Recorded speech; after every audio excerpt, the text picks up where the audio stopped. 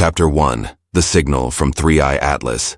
Breaking a 48-year mystery on August 15, 1977. A radio telescope in Ohio picked up the most powerful and precise signal ever recorded from deep space. For 72 seconds, something, or someone, was transmitting directly toward Earth, using the exact frequency that physicists agree would be the logical choice for interstellar communication.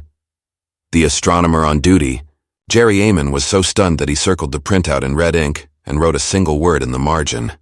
Wow. For 48 years, no one could explain where it came from. Until yesterday. At Harvard University, astrophysicist Avi Loeb has just published a set of calculations that may make your blood run cold. On that very night in August 1977, an object 600 astronomical units away was positioned directly along the line of sight to Earth. That object is now racing through our solar system at 60 kilometers per second. We call it 3IATLAS, and it's larger than Manhattan. According to Loeb's analysis, the odds that this alignment was a coincidence are 0.66%. That means there's a 99.34% probability that 3IATLAS was the source of the WOW signal. But here's where the story turns. Terrifying. 3IATLAS is not behaving like any comet ever observed. It's emitting pure nickel, without iron, something that only occurs in industrial refining.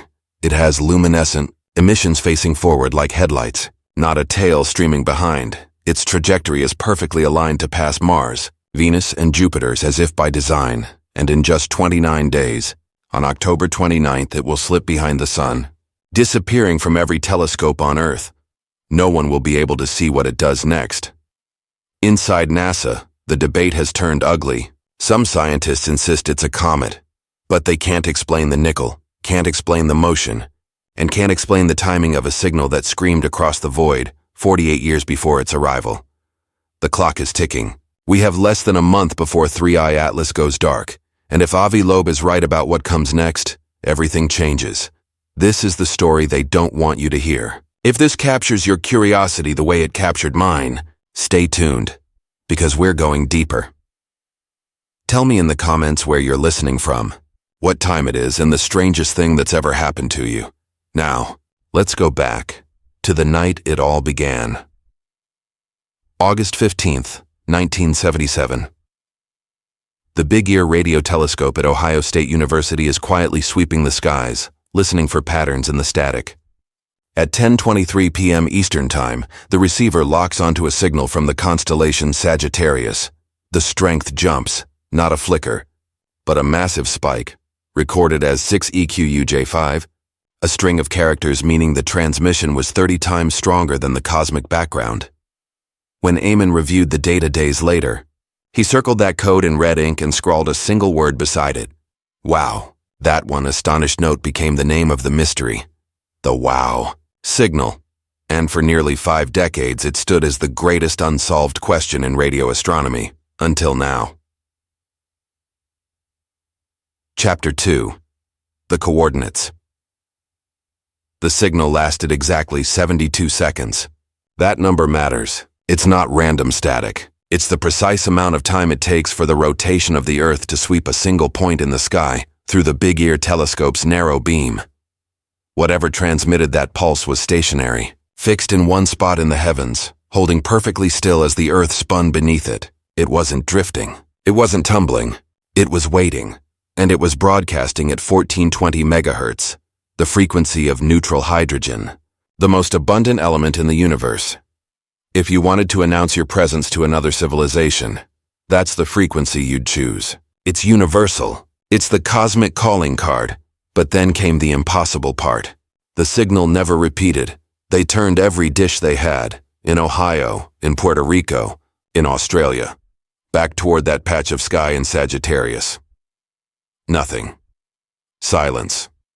For 48 years, astronomers have checked that coordinate again and again. Every time the same result, nothing. As if something out there had said hello once, and then disappeared forever. Until Avi Loeb did the math. Loeb is not a fringe theorist. He is Harvard's Frank B. Baird Jr. Professor of Science, former chair of the Astronomy Department, and a man who has published over 900 peer-reviewed papers. He's served on the National Academy's Board on Physics and Astronomy. He is the establishment, or at least he was, until he started asking the questions no one else dared to ask. And the question that changed everything was disarmingly simple. Where was 3IATLAS in August 1977? The Atlas follows a hyperbolic orbit, a one-way trajectory from interstellar space. It is not bound to our sun. It came from elsewhere. It will leave again. Because of that, its motion can be traced with surgical precision. There is no guesswork. The gravitational equations are clean, exact, and mercilessly honest. When Loeb ran the numbers backward through time, the results were chilling. On August 15, 1977, the very night the WOW signal blazed across the Big Ear telescope, 3IATLAS would have been roughly 600 astronomical units from Earth. That's 600 times the distance between Earth and the Sun, far beyond Neptune, beyond Pluto, in the frozen dark of interstellar space where sunlight fades into starlight. But distance wasn't the shock. Direction was. The WOW signal originated from celestial coordinates right ascension 19 hours 25 minutes, that's 291 to, and declination 27 degrees. Those are sky map coordinates, the cosmic equivalent of latitude and longitude. Now listen carefully. On August 12, 1977, just 3 days before the signal, 3IATLAS was at right ascension 19 hours 40 minutes, about 295 degree, and declination 19 degree. That's within a few degrees, the same region of sky. The signal came from 291 degree 27 degree. 3IATLAS was at 295 degree 19 degree. For a universe this vast, that's not close. That's a direct line of sight. Chapter 3. The numbers don't lie. That is a separation of roughly 4 degrees in right ascension and 8 degrees in declination. 4 by 8. On the scale of the entire sky, that is nothing. The celestial sphere is 360 degree wide and 180 degree high. Tens of thousands of square degrees of darkness. And yet the WOW signal and 3IATLAS were separated by less than 10 degrees out of the entire observable sky. When Avi Loeb ran the numbers, the result was staggering. If you pick 2 random points anywhere in the heavens, what are the odds they would line up within that margin? 0.6%, not even 1 in 160. In other words, there's a 99.4% probability that this alignment is not a coincidence. Let that settle in your mind. An interstellar object, a traveler from beyond the solar system, was in the same region of space at the same moment humanity received its only credible extraterrestrial transmission. The only time in recorded history we have ever heard something that looked undeniably artificial. And a visitor was already there. The odds? Astronomically small, literally. But Loeb didn't stop there. He asked the next, far more dangerous question. If the signal did come from that object, what kind of transmitter could have produced it from 600 astronomical units away? The WOW signal measured between 54 and 212 Janskis, a unit of spectral flux density used in radio astronomy at that distance, 600 times farther than Earth is from the Sun to deliver that intensity. The source would have needed a power output of between 0.5 and 2 gigawatts. That's 2 billion watts.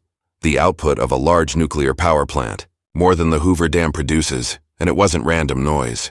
It was beaming at a single razor-thin frequency, the hydrogen line, directly at Earth. That's not how nature behaves. Natural astrophysical sources, pulsars, quasars, magnetars, they shout across the spectrum, noisy and chaotic, like thunder across all frequencies at once. The WOW signal wasn't like that. It was narrowband, coherent, targeted. It had all the hallmarks of an artificial transmission, something that wanted to be heard, once, and then silence. Chapter 4. The signal that shouldn't exist. Now we know where it came from. Or at least, we know where something was when it was sent. The WOW signal wasn't just a spike in data. It was blue shifted by about 10 kilometers per second. In astronomy, a blue shift means motion toward the observer. Like the rising pitch of a siren as it races closer, light and radio waves are squeezed to shorter wavelengths when the source approaches. The WOW signal shift match that, a 10 km/s approach velocity. And what is 3IATLAS doing right now? It's racing toward the Sun at roughly 60 km/s, not identical, but close. Close enough that the numbers start to whisper the same story. Avi Loeb noted this in his paper. The velocities differ, but not enough to dismiss the connection. Statistically, they occupy the same order of magnitude, the same corridor of possibility. So here's what we might be looking at. An object traveling through interstellar space for eons, a silent wanderer between stars, arrives at the edge of our solar system sometime in the 1970s. Then, without warning, it transmits a powerful, narrowband signal at the hydrogen line, the universal calling card of intelligence, directly toward Earth. And then, silence. For 48 years it drifts inward, unseen, hidden in the dark, too faint, too far, too fast, until July 1st, 2025, when the Atlas survey in Chile detects something moving wrong, not orbiting the sun, but passing through. Its trajectory? Sagittarius, the same patch of sky where the wow signal was born. Every layer added makes coincidence less likely, not more. The same region, the same timing, the same velocity range, the same spectral line. Each detail on its own could be ignored, but together they form a geometry too precise for accident. And that's the problem for Loeb's critics. You can't hand-wave this away. The math is public. The orbital data is public. Anyone can verify the calculations do it, and you arrive at the same unsettling fork in logic. Either this is the most improbable coincidence in the history of astronomy, or 3IATLAS announced itself in 1977, and humanity is only now realizing it.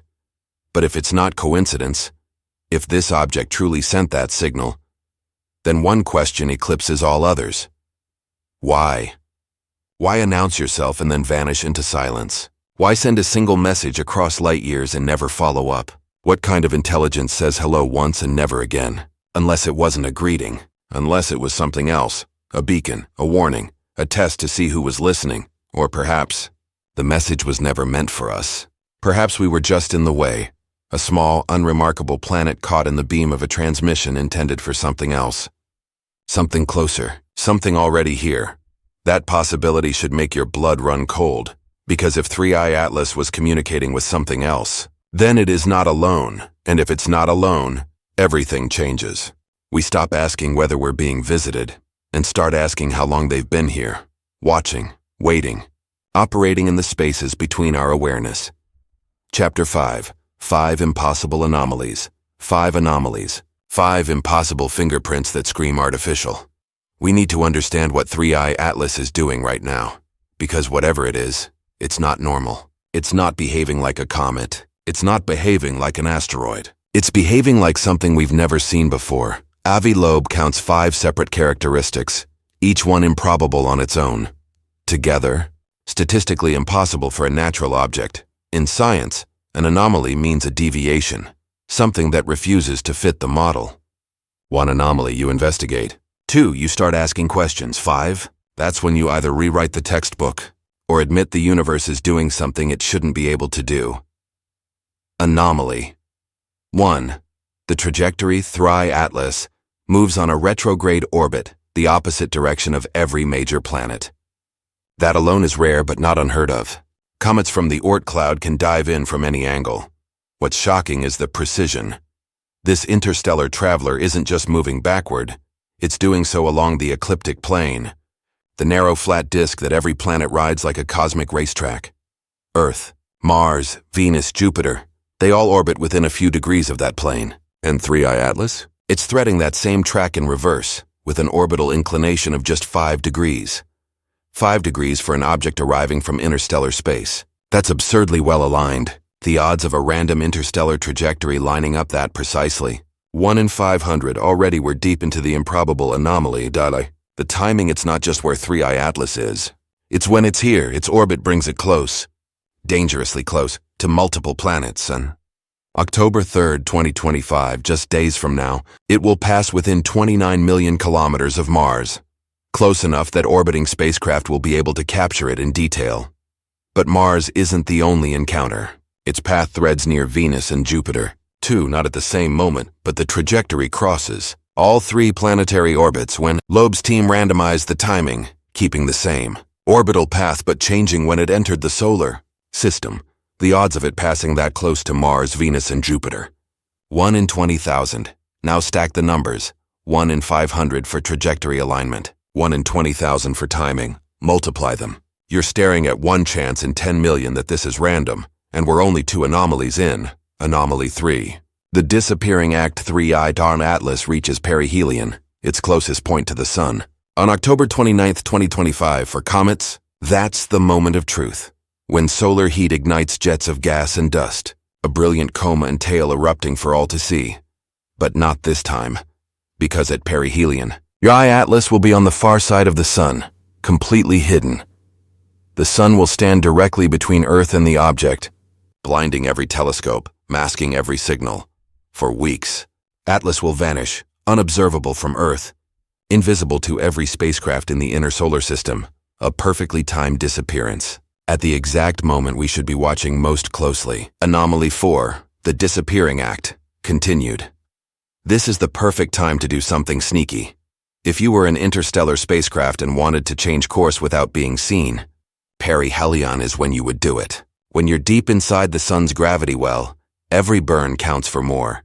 Fire your engines there, and the Sun itself multiplies your thrust, a maneuver known as a solar Oberth burn. You spend less fuel, gain more velocity, and no one watching from Earth can see a thing. If 3IATLAS performs such a burn while hidden behind the Sun, we won't know until December, when it re-emerges. And if its trajectory has changed by then, it could be heading anywhere. That timing feels deliberate. An object wandering for millions of years through interstellar space just happens to reach its closest approach to the Sun at the precise moment it's completely hidden from us. Maybe that's coincidence. Or maybe someone planned it that way. Anomaly 5. The anti-tail comets have tails. Everyone knows that. And those tails always point away from the Sun, blown back by solar wind and radiation pressure, a rule of cometary physics that has held true for centuries. But 3IATLAS breaks the rule. On July 21, 2025, the Hubble Space Telescope captured an image. What it saw wasn't a graceful trailing tail, but a teardrop-shaped cocoon of dust surrounding the nucleus. And the cocoon wasn't symmetrical. There was more material in front of the object, facing the Sun, than behind it. A glow ahead of the nucleus, like headlights. That's backwards. Radiation pressure should push the dust away from the Sun, not forward. Yet 3IATLAS seems to be emitting something in the wrong direction, as though illuminated from within. Loeb offers one possible, if strained, explanation. If the nucleus doesn't spin, if it keeps the same face pointed toward the Sun at all times, then the day side would stay perpetually hot while the night side stayed frozen. Ice on the day side could sublimate into gas, dragging dust particles with it, creating a forward-facing plume instead of a trailing tail. But that would require tidal locking, like the Moon, forever showing the same face to Earth. Tidal locking only happens when a small body orbits close to a massive one for eons. 3IATLAS doesn't orbit anything. It's passing through. There hasn't been time for tidal forces to stop its rotation. So why isn't it spinning? Unless it was built that way. Unless it's maintaining its orientation on purpose, keeping one side fixed toward the Sun because that side carries something vital. Solar panels, sensors, a transmitter. The glow itself is an enigma. Hubble's images reveal no distinct tail trailing behind it. For a comet already active beyond 4 astronomical units from the Sun, that absence is startling. By all standard models, we should see a sweeping plume of dust and ice, sunlight scattering off its wake like a celestial banner. Yet it isn't there. Or if it is, it's faint, ghostly, almost non-existent. Instead, the luminosity seems to cluster around and even ahead of the nucleus, rather than streaming backward. That's not how comets behave. It doesn't fit the comet model at all. It fits something else. Then comes anomaly number 5, the mass problem. On September 25, 2025, astrophysicist Avi Loeb, working with Richard Clue and Peter Vey, released a paper that dug into the trajectory of 3IATLAS with surgical precision. Using data from 227 observatories across the globe, over 4,000 observations between May and September, they set out to measure one key thing: non-gravitational acceleration. When comets vent gas, the escaping material acts like a tiny rocket engine, pushing them off their purely gravitational paths. It's a well-known, well-measured phenomenon. The more gas a comet releases, the more its orbit deviates. But not this time. James Webb data showed 3IATLAS shedding an astonishing 150 kilograms of material every second, a torrent of vapor streaming into space. And yet when Lobo and his team analyzed its motion, they found no deviation at all. Zero. The object moved as though gravity alone ruled it. No measurable recoil. No jet-induced drift, nothing. The conclusion was unavoidable, it's too massive to move. The outgassing thrust, even at 150 kilos per second, was negligible compared to the object's inertia. When you run the numbers, mass loss rate versus acceleration limit, you arrive at a staggering result. A minimum mass of 33 billion tons. That's the mass of a mountain. At ordinary rock or ice density, that implies a diameter of at least 5 kilometers, 5,000 meters across. If 3IATLAS is a single, solid object that large, it dwarfs every interstellar visitor we've ever recorded. Oumuamua, 1I 2017 U1. The first known interstellar object was only a few hundred meters long. 2I Borisov, the interstellar comet of 2019, barely reached half a kilometer across. IATLAS is 10 times larger in diameter, 1,000 times the volume, 1,000 times the mass. But here's the paradox. In every known population, asteroids, Kuiper belt objects, interstellar debris, small objects vastly outnumber large ones. The statistics follow a power law. For every mountain-sized wanderer, there should be thousands of smaller fragments. Yet we've now detected 3 interstellar visitors. And this one, against all odds, is the largest of them all. That shouldn't happen, unless something extraordinary is at play. Now suddenly, the third one is 5 kilometers or more across. That doesn't make sense. Statistically, it's backward. We should have found hundreds, perhaps thousands of smaller interstellar objects long before encountering one this colossal. The odds of detecting a 5-kilometer body within a sample size of just 3 are astronomically low, unless 3IATLAS isn't random, unless its size is not a coincidence, unless it's large because it was meant to be large, because it was designed to carry something, to serve a purpose that demands mass, structure, and endurance. Now stack all 5 anomalies together. The ecliptic alignment, a 1 in 500 chance. The planetary encounter timing, a 1 in 20,000 coincidence. The perihelion concealment, timed perfectly to hide it from observation at the most critical moment. The forward-facing glow, impossible under standard cometary physics. The anomalous mass, defying every statistical expectation. Each of these, on its own, could be dismissed as strange but not impossible. Together they form a pattern, and patterns in science are what we look for when we search for intelligence. Think about crossing a busy street. If there's even a 40% chance that a car is heading your way, you don't ignore it. You watch it carefully. You pay attention. That's where we are with 3IATLAS. The anomalies are piling up. The probabilities are stacking against natural explanations. Something extraordinary might be happening, and we're about to find out.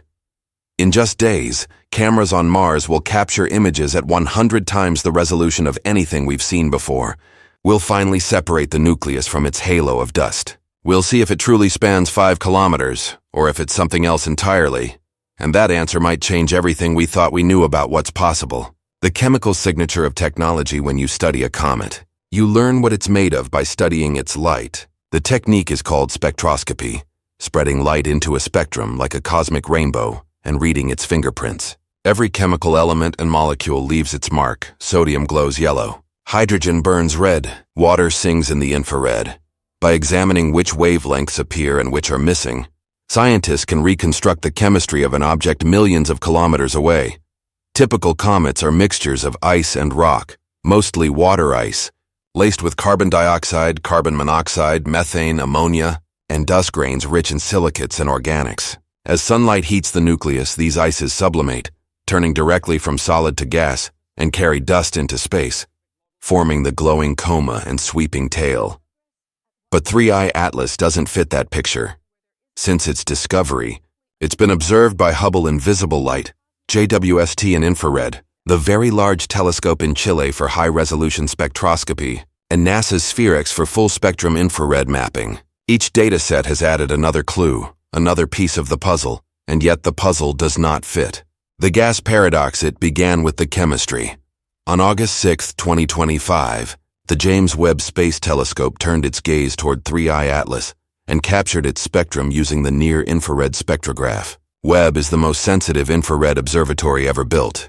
capable of detecting the faint molecular fingerprints that other instruments miss entirely. The result was not what anyone expected.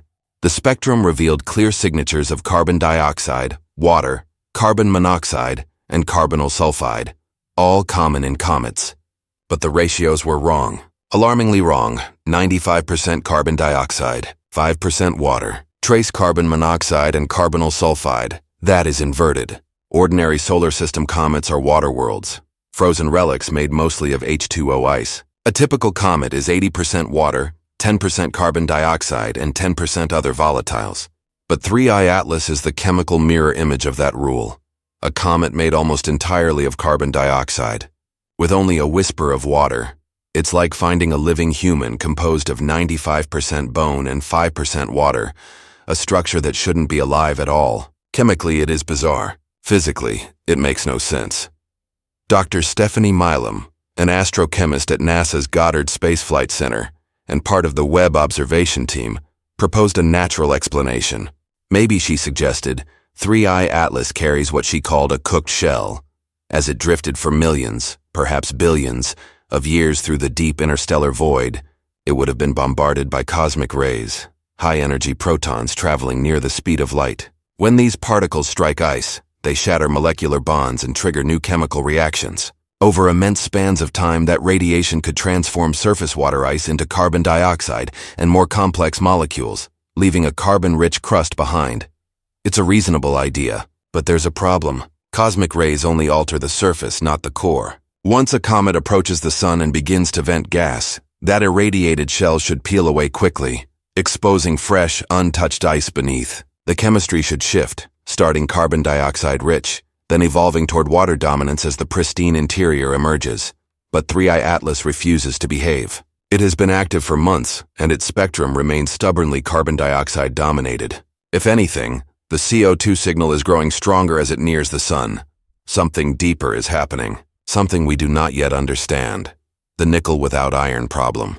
The next clue came from Chile. On August 25, 2025, the Very Large Telescope turned its ultraviolet and visual Echelle spectrograph, UVES, toward 3IATLAS. It's one of the highest resolution instruments on Earth, capable of teasing out the faintest atomic signatures hidden in the light of distant objects. The team, led by Dr. Rohan Rahat Gamar and Dr. Thomas Pouzier, detected 22 distinct emission lines. All of them belonged to neutral nickel atoms fluorescing under solar ultraviolet radiation. Nickel was unquestionably there, gleaming in the spectral data like a coded message from the object's outer layers. That alone was not shocking. Nickel is common in comets. Their dust grains contain rocky and metallic material, sodium, magnesium, calcium, iron, and nickel, all forged in ancient supernovae and liberated by sunlight or micro-collisions within the coma. Every comet we have ever studied shows nickel and iron together, in varying proportions. They are chemical siblings, born from the same stellar processes. Wherever there is nickel, there is iron, except here. Atlas breaks the rule. The Very Large Telescope's data showed strong nickel emission, and no iron at all. Not weak iron, not faint iron, none. The researchers looked carefully. They scanned every wavelength where iron lines should appear. If iron were present in the same abundance as nickel, the signal would have been obvious. It wasn't. The upper limits were clear. The iron is missing. That should be impossible. In every natural environment, from stars to planets to comets, the nickel-to-iron ratio is remarkably stable. They are created together in the same nuclear reactions. Their abundance is locked by physics itself. To separate them, you need chemistry, complex, selective chemistry. When Dr. Thomas Pouzier reviewed the results, he remarked, "This opens a door to a whole new world of chemistry we've never had access to before." He's right. But the real question isn't what kind of chemistry, it's whose. Because on Earth, nickel without iron does exist. We produce it, deliberately. Industrial nickel refining separates nickel from iron ore using controlled chemical reactions. In the Mon process, for instance, nickel reacts with carbon monoxide to form nickel carbonyl, NiCO4, a gaseous compound that can be purified and decomposed to yield nearly pure metallic nickel. It's efficient, elegant, and entirely artificial. Now step back and look again at the broader pattern. We have an object venting carbon dioxide, a gas used as propellant in spacecraft thrusters. We have pure nickel without its natural partner iron, a signature of industrial chemistry, and we have a body 5 kilometers wide, maneuvering invisibly behind the sun. No one is saying this proves intelligence, but physics is about coherence, about fitting the data into a consistent picture. And with 3IATLAS, the natural explanations are starting to run out. The industrial fingerprint, the chemistry gets stranger. When carbon monoxide reacts with nickel under moderate heat, it forms a gaseous compound called nickel carbonyl, NiCO4. When that gas is heated further, it breaks apart, releasing pure nickel metal. That's not theory, that's industry. This is the Mond process, a 19th century technique still used today to refine high-purity nickel. The method produces nickel alloys of exceptional strength and heat resistance, the kind used in jet engines, spacecraft structures, and advanced reactors. Wherever you find nickel without iron, one explanation immediately suggests itself: industrial separation. Dr. Avi made the point bluntly in his report. Nickel without iron is the signature of industrial production of nickel alloys. It's what you'd expect from technology, not from a natural rock, and 3IATLAS is releasing it, steadily, and in increasing quantities. When first detected in July, at a distance of 3.9 astronomical units from the Sun, the nickel emission was faint, barely above background. By late August, at 218 AU, the signal had grown 25-fold. 25 times more nickel in just 1 month. The closer it gets to the Sun, the more nickel it vents. That in itself isn't surprising. Cometary activity normally increases as ice warms, but the rate of increase is unprecedented. The VLT team fitted the emission data to a power law. Nickel production distance 9, distance to the power of -9. For comparison, ordinary cometary outgassing scales roughly as distance 2 or distance 3. An exponent of 9 means the activity is ramping up exponentially faster, an order of magnitude beyond anything known in comet physics. Why? One natural hypothesis is layering. Perhaps the surface is unusually rich in nickel compounds, and as that layer sublimates, it exposes more of the same material beneath. But that doesn't explain the absence of iron. The layering model fails the chemistry test. So the VLT team proposed something bolder: nickel carbonyl outgassing. If the surface contains NiCO4, it would evaporate at extremely low temperatures, long before water or even carbon dioxide ice. As the object approaches the Sun, the volatility of nickel carbonyl would cause a rapid, steep increase in emission, exactly what is observed. When nickel carbonyl decomposes in sunlight, it releases nickel atoms that fluoresce in ultraviolet light, producing the spectral lines detected by the telescope. Nickel carbonyl is real, unstable, and highly toxic. It exists on Earth only in controlled industrial environments. It has never been observed in any natural comet or interstellar body. Chemically, it is plausible. Astronomically, it is unprecedented. And if 3IATLAS is venting it into space, then we are not just looking at chemistry anymore. We may be looking at engineering. The question of origin, and here's the problem. If nickel carbonyl truly exists in 3IATLAS, where did it come from? Nickel carbonyl forms when carbon monoxide reacts with metallic nickel under very specific conditions, particular pressures, temperatures, and reactive environments rarely found in nature. Such chemistry doesn't normally happen in the frozen darkness of a forming planetary system. Unless, of course, it does, and we simply have never looked closely enough to notice. Then came the color shift. In early September, astronomers Michael Jerger and Gerald Roman recorded a sudden transformation. 3IATLAS's reddish glow had turned into a vivid green. Green, in comets, almost always means one thing: diatomic. Carbon, C2 or cyanogen, CN, fluorescing in sunlight. And right on cue, the Very Large Telescope detected a sharp surge in cyanide production at the same time the color changed. Cyanide and nickel, both ramping up together, both following the same extreme acceleration curve as the object neared the Sun.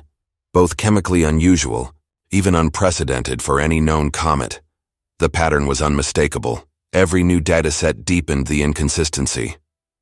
Each observation added another layer that didn't quite fit the natural comet model, or fitted only if you invoked rare coincidences, exotic chemistry, or conditions we have never observed anywhere else. At some point, the explanations start to sound like excuses. You have to ask whether we're stacking too many special cases, Whether the simpler answer isn't that 3IATLAS is an extraordinarily weird comet, but that it was never a comet at all. The Loeb scale. How dangerous is it? When Avi Loeb first suggested that 3IATLAS might be technological, he understood how explosive that claim would be. He needed a framework, a language to measure the level of anomaly and threat without leaping to conclusions or sowing panic. From that need came the Loeb scale, a ranking from 0 to 10, designed to quantify the likelihood that an interstellar object is artificial and to estimate how dangerous it might be. Level 0 means definitely natural, an object whose properties match known comets or asteroids. The earlier interstellar visitor, 2I Borisov, sits comfortably at 0. It looked like a comet, acted like a comet, and was a comet. No anomalies, no mysteries, just an icy fragment from another star. Passing through, level 10 by contrast, is the nightmare scenario, a confirmed artificial object on a collision course with Earth, with global catastrophic consequences, an existential threat requiring an all-out planetary response. However futile that might be, between those extremes lies a gradient of uncertainty. Level 1, minor deviations, ambiguous data. Level 2, unusual properties still within natural variability. Level 3, persistent anomalies that strain known models, hinting at, but not yet demanding, a technological explanation.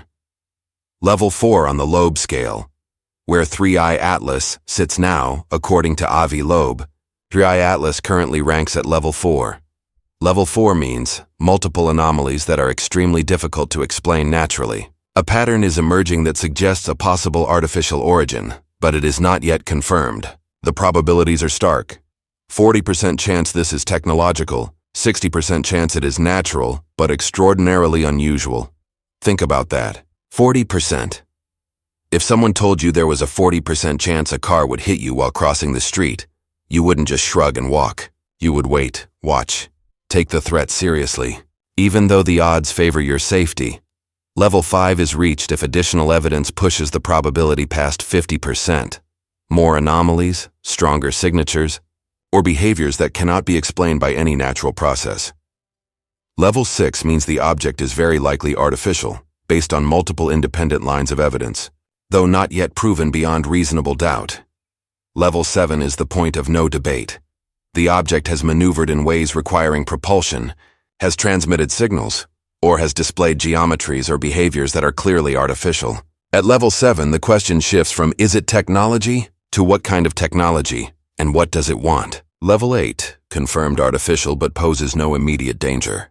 Perhaps a probe or flyby observing from a safe distance, still monumental, still world-changing. Level 9, confirmed artificial on a trajectory that could cause regional devastation, the equivalent of a major nuclear strike. Cities or countries could be devastated, but civilization survives. Level 10, the ultimate danger. Confirmed artificial object on a collision course with Earth, with global catastrophic consequences. For context, the asteroid that killed the dinosaurs was 10 kilometers across. 3IATLAS might be 5 kilometers more. If it hit Earth at 60 kilometers, the impact would release energy, equivalent to millions of nuclear weapons. Sunlight could be blocked for years. Global temperatures would collapse. Agriculture would fail. Civilization itself would be at risk. But here's the relief. 3IATLAS is not on a collision course. Its trajectory keeps it at least 1.8 astronomical units away, about 270 million kilometers, farther than the Sun is from Earth. Even if it is artificial, even if it had hostile intent, it is not currently aimed at us. Perihelion maneuvers and the dark forest trajectories can change. That is why the perihelion maneuver matters so much. If 3IATLAS executes a burn behind the Sun in late October, it could significantly alter its path. Loeb and his colleagues calculated the delta V needed to reach Earth, about 30-40 kilometers. That is enormous, far beyond the capability of current chemical rockets, but not impossible for advanced propulsion. Ion drives, nuclear thermal systems, or more exotic technologies could achieve it. And if 3IATLAS has been traversing interstellar space for millions of years, it presumably has a way to navigate across those vast distances. The timing window is critical.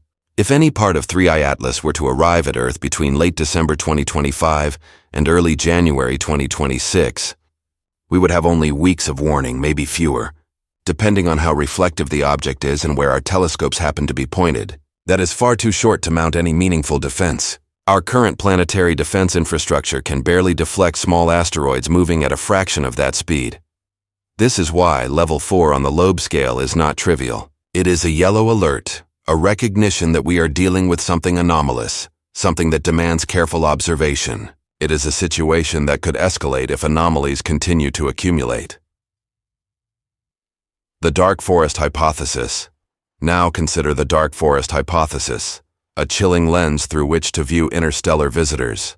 Proposed as a solution to the Fermi paradox, the question of why we haven't detected alien civilizations despite the galaxy's vast number of stars. It paints a stark scenario, popularized by science fiction author Liu Cixin in The Dark Forest. The hypothesis goes like this. The universe is a dark forest. Every civilization is a hunter, moving through the trees, trying to survive. You cannot see the other hunters, and you cannot know their intentions. If you reveal your location by making noise, you risk being targeted by a civilization that perceives you as a threat. The logic is brutally simple. Resources are finite. Any expanding civilization eventually competes with others. Encountering another civilization presents two options: cooperate or eliminate the potential threat. Cooperation requires trust, and trust requires time. But light speed limitations mean decades or centuries might pass before you can verify intentions. Meanwhile, the other civilization could be expanding or developing weapons. The safest strategy, under these assumptions, is to strike first. Civilizations that reveal themselves are vulnerable. Civilizations that stay silent survive. Over time, the galaxy becomes a dark forest of silent, paranoid civilizations, each hiding and waiting. It is a grim vision. First contact might not be a friendly exchange of knowledge. It could be a preemptive strike by a civilization that sees us as a potential threat and decides to neutralize us before we become dangerous. Is it true? We do not know. It is speculation, grounded in game theory and plausible assumptions about advanced civilizations. But history offers a warning. When technologically advanced societies encounter less advanced ones, the results are often catastrophic. Colonialism, conquest, exploitation. The pattern repeats. If 3IATLAS is a probe from an advanced civilization, what are its intentions? Observation? Communication? Assessment of humanity as a potential threat? Or something more sinister? Loeb raises the possibility that 3IATLAS could be a mothership, a large carrier releasing smaller probes as it passes through the solar system. These probes could investigate planets, moons, or other objects of interest.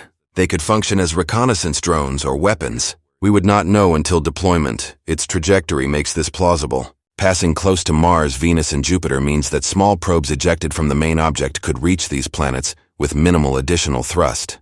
A probe sent toward Mars at closest approach would only need a few km of delta V, achievable with simple chemical propulsion. Earth is trickier. 3IATLAS never approaches very close. But if it executes a perihelion maneuver behind the Sun, it could adjust its trajectory to send probes toward Earth. Or it may have already released probes months ago, undetectable at interstellar distances if they are smaller than about 100 meters. This is why Loeb advocates increased monitoring. The Galileo project, which he leads, operates observatories scanning for anomalous phenomena. If probes are deployed and enter near-Earth space, these instruments could detect them. Currently, the Galileo project has 3 observatories, Massachusetts, Pennsylvania, and Nevada, equipped with optical and infrared cameras, plus algorithms to track objects that defy normal flight patterns. Conventional aircraft, satellites, and meteors follow predictable paths. An alien probe, however, would maneuver in ways that violate aerodynamics, emit or reflect light unusually, and stand out if we are looking. Detection is only the first step. If alien probes are identified, what then? Attempt communication? Capture them? Treat them as a threat and destroy them? Governments and militaries currently have no established protocols for handling alien technology in near-Earth space. The perihelion on October 29th is critical. 3IATLAS will be most active then, heated by the sun but hidden behind the solar disk. If it is going to act, that is the moment. and we will not know until it re-emerges in December. By that time, probes could already be en route to Earth or other targets.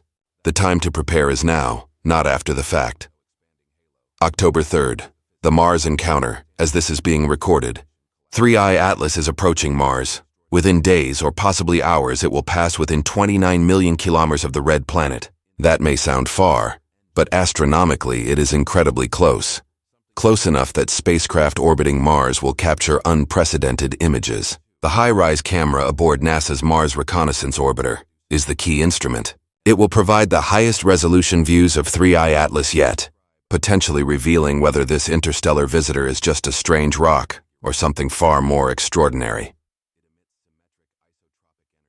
High-rise and the October 3rd Mars encounter. High-rise stands for High Resolution Imaging Science Experiment. It is one of the most powerful cameras ever sent to another planet. Designed to scout potential landing sites for Mars rovers, High-rise can resolve features as small as 1 meter across on the Martian surface from orbit. On October 3, 2025. However, High-rise will not be focused on Mars. It will be pointed at 3IATLAS. From a distance of 29 million kilometers, the camera will achieve a pixel resolution of about 30 kilometers per pixel. Each pixel will represent roughly 30 kilometers of the object's surface. That might sound coarse compared to close-up Martian imagery, where individual boulders are visible. But for an interstellar object moving at 60 km/s, this is revolutionary. No spacecraft has ever approached an interstellar visitor this closely. When Oumuamua passed through in 2017, it was detected only after its closest approach to the Sun, on its way out of the solar system. Ground-based telescopes provided blurry images, insufficient to resolve any surface features. 2I Borisov was observed in more detail, but again only from Earth, limiting resolution. IATLAS is different. Spacecraft are positioned near Mars, and 3IATLAS is passing close by. For the first time, we will obtain resolved images of an interstellar object, separating the nucleus from its surrounding dust cloud. We will see shape, surface features, and brightness distribution. If large-scale structures exist, if the object is not just an irregular rock and ice mass, High-rise should detect them. What are we looking for? Size. Current estimates for the nucleus range from 0.5 kilometers to 5.5 kilometers in diameter, a huge uncertainty. High-rise will refine this by measuring sunlight reflected from the brightest pixels and assuming a reasonable surface reflectivity, albedo. From the surface area, astronomers can estimate the nucleus's diameter. If the nucleus is at the larger end, 5 kilometers or more, the mass problem intensifies. Statistically, discovering such a large interstellar object so early is implausible, strengthening the argument that 3IATLAS might not be a random rock, but something deliberately constructed. Shape. Natural comets and asteroids are usually irregular, cratered, or potato-shaped. They are either rubble piles, loose, collections of fragments held together by gravity, or monolithic chunks battered over billions of years. If 3IATLAS has a highly regular shape, spherical, cylindrical, or featuring flat surfaces and sharp edges, that would be a major red flag. Artificial objects often have geometries that natural objects do not. Think back to Oumuamua. It appeared elongated with a length-to-width ratio of about 10:1, like a cigar or possibly a pancake. Some researchers suggested it was a fragment of a planet torn apart by tidal forces. Others proposed it was a light sail, a thin, reflective sheet propelled by sunlight. The debate remained unresolved because the images were too blurry to distinguish between natural and artificial origins. With High-rise, we finally have the chance to see 3IATLAS with unprecedented clarity, potentially answering questions that have eluded astronomers for years. With 3IATLAS, we might finally get the level of detail we've been waiting for. If high-rise images reveal regular geometry, if the object exhibits symmetry that natural processes cannot produce, it will be impossible to ignore. Third, the dust cloud, High-rise, should also show how the dust is distributed around the nucleus. Is it symmetric or concentrated in specific directions? Does it form jets or plumes emanating from distinct locations on the surface? Comets often have active regions, spots where subsurface ice is exposed, producing directional outgassing. These jets can resemble geyser-like plumes. If the dust cloud around 3IATLAS shows unusual structure, If jets point in directions inconsistent with natural outgassing, that would be another anomaly to add to the growing list. For instance, jets pointing sideways or backward relative to the sun could indicate active maneuvering, not passive sublimation. Fourth, precursor objects. This is more speculative, but potentially critical. If 3IATLAS has released smaller probes, and those probes are ahead of the main object on trajectories toward Mars, HiRISE could detect them. Ground-based telescopes cannot resolve objects smaller than 100 meters at the distance of Mars, but HiRISE from orbit could detect much smaller, reflective objects if they are within its field of view. Calculations suggest that if 3IATLAS ejected a probe traveling 30 million kilometers ahead and slightly sideways toward Mars, the probe could arrive near the planet around the same time as the main object's closest approach. A probe moving at just a few kilometers relative to 3IATLAS could cover that distance in weeks or months after the object became active. If HiRISE detects such a probe, it would be definitive proof of technology, immediately moving 3IATLAS higher on the Loeb scale. Additional observations from Mars Orbit ESA's Mars Express and ExoMars Trace Gas Orbiter are also observing 3IATLAS during its encounter. Mars Express carries the high-resolution stereo camera and several spectrometers. ExoMars has the color and stereo surface imaging system and the Nomad spectrometer. These instruments will attempt to measure the spectrum of light from 3IATLAS, searching for molecular signatures in the coma. They can detect water, carbon dioxide, carbon monoxide, methane, ammonia, and organic compounds.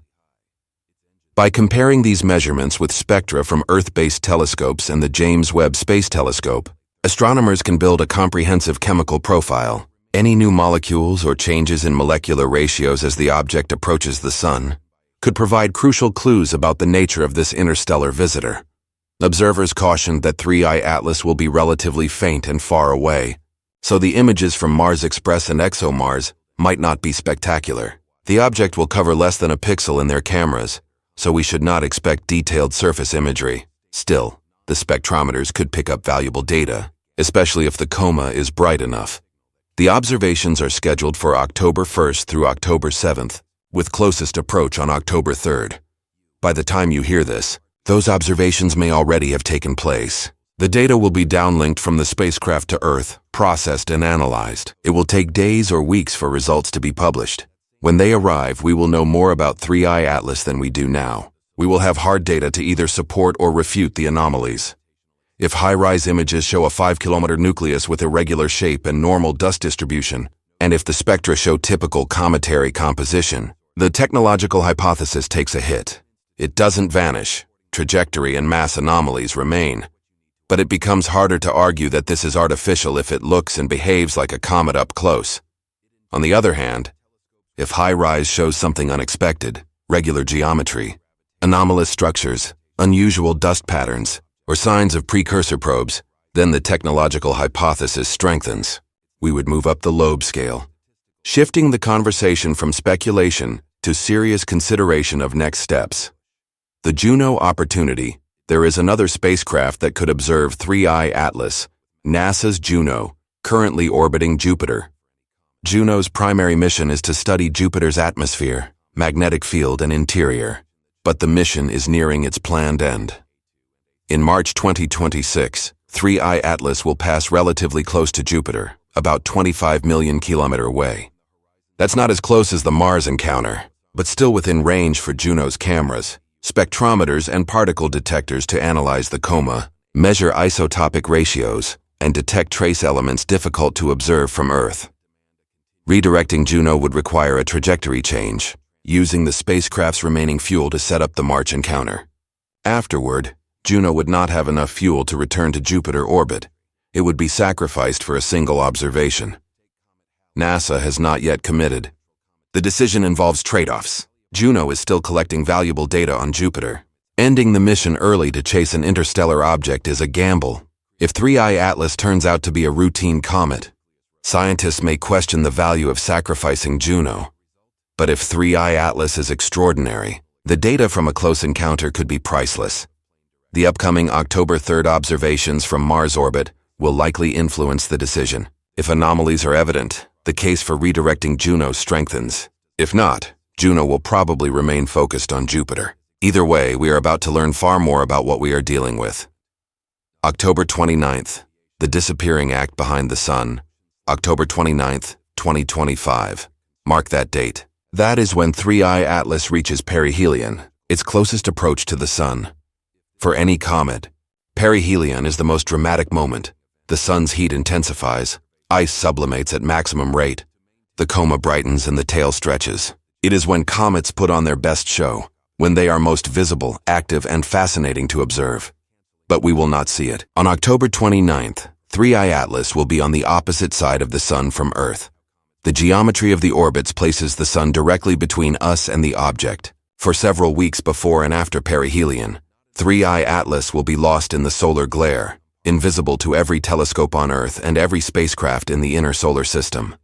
This is not unusual. Comets often pass behind the sun from our perspective. It frustrates astronomers who miss the peak activity, but it is normal. Gravity doesn't care about convenience. Objects go where physics takes them. Except with 3IATLAS, the timing feels deliberate.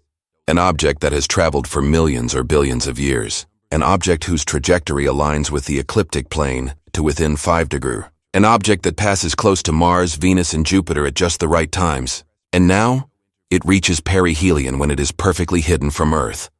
One more coincidence stacked on top of all the others. If you were designing a spacecraft and wanted to act without being observed, perihelion behind the sun is exactly when you would do it. The perihelion maneuver, a solar perihelion maneuver, is one of the most efficient ways to change velocity in space. The principle is simple. When you're deep in a gravity well and moving fast, a small thrust produces a larger change in final velocity than the same thrust in deep space. It's like pushing a swing at the bottom of its arc versus the top. The timing matters. At perihelion, 3IATLAS will be about 1.4 astronomical units from the sun, roughly 210 million kilometers, moving at roughly 90 kilometers as relative to the sun at closest approach. If it fires engines at that moment, even a modest thrust amplified by orbital mechanics can produce a significant trajectory change. How much delta V would be needed to reach Earth? Lowe calculated this. A 30-40 kilometers velocity change applied at perihelion could put 3IATLAS, or fragments ejected from it, on a trajectory intersecting Earth's orbit. The arrival window would be late December 2025 to early January 2026. 30 to 40 kilometers is a lot. Current human spacecraft using chemical rockets cannot achieve that. Even the fastest human-built probe, the Parker Solar Probe, reaches speeds around 190 kilometers, but only after multiple gravity assists from Venus over years of acceleration. It does not have 30 kilometers of delta V available for maneuvering on demand. But 3IATLAS is not a human spacecraft. If artificial, it has presumably been traveling through interstellar space for millions of years, equipped with propulsion beyond our current technology, ion drives, nuclear engines, antimatter propulsion, something capable of sustained thrust over long durations or high impulse burns when required. Would we detect such a maneuver? Maybe not. If the thrust is applied while the object is behind the sun, we cannot see the exhaust plume, nor track the trajectory change in real time. We will only know if it maneuvered when it re-emerges in December, and astronomers recalculate its orbit. The re-emerged orbit differs from the predicted path. If 3IATLAS is not where it should be based purely on gravitational mechanics, then it is maneuvered. The problem is, by the time we detect such a maneuver, it may already be too late to respond. If 3IATLAS, or something it releases, is heading toward Earth and we only discover this in December, we would have weeks at most to prepare. There is currently no planetary defense system capable of intercepting a 5-kilometer object moving at interstellar speeds with only a few weeks' warning. Even detecting it would be challenging. 3IATLAS is faint. It only became visible to our telescopes once it was close enough and active enough to reflect significant sunlight. If it releases smaller probes, tens or hundreds of meters across, they would be far harder to spot. We might not see them until they are extremely close, possibly inside the inner solar system or even entering Earth's atmosphere. This is why Avi Loeb emphasizes the need for constant monitoring. The Galileo Project observatories must watch the sky in late December and early January for anomalous objects. Detection is the first and most crucial step toward any kind of response. But what would the response be? That is the uncomfortable question nobody wants to answer. We have protocols for asteroid impacts, early warning systems, impact prediction models, and theoretical deflection strategies. But those apply only to natural objects on predictable orbits, tracked for years before posing a threat. An alien spacecraft or probes released from one does not follow those rules. They could maneuver unpredictably, accelerate, decelerate, or change course mid-flight. Every asteroid deflection strategy assumes a passive target. An intelligent adversary changes everything. And there is another scenario to consider. What if 3IATLAS does not maneuver toward Earth? What if it maneuvers toward Jupiter instead? Its trajectory brings it relatively close to the gas giant after perihelion. A smaller velocity change, 10 to 15 kilometers s, could put it on a course bringing it much closer to Jupiter than currently predicted, close enough to deploy probes into Jupiter's atmosphere, or even onto the surfaces of Europa, Ganymede, or Callisto. The possibilities are staggering. Every observation, every calculation, every fraction of a second of perihelion activity could determine the next. Moves of an object unlike anything humanity has ever encountered. Jupiter's moons have always been among the most coveted destinations for astrobiologists. Europa, in particular, with its vast subsurface ocean sealed beneath a shell of ice, is considered one of the most promising places in the solar system to harbor life. If an alien civilization were to investigate biological potential here, Europa would be at the top of their list. A probe sent to Europa might be looking for the same things we are. Evidence of biology, traces of microbial life in the ocean, chemical signatures of metabolism. If such life exists, if 3IATLAS detects it, what happens next? Does it report back to whoever sent it? Does it collect samples? Does it interfere with the environment, perhaps introducing contamination or altering the fragile ecosystem? We have no way to know its intentions, and that is the central problem. A civilization capable of sending probes across interstellar distances would possess technology and motives we can scarcely imagine.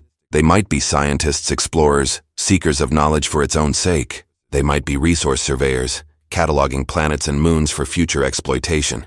Or they might be exterminators, eliminating potential competitors before they evolve into threats.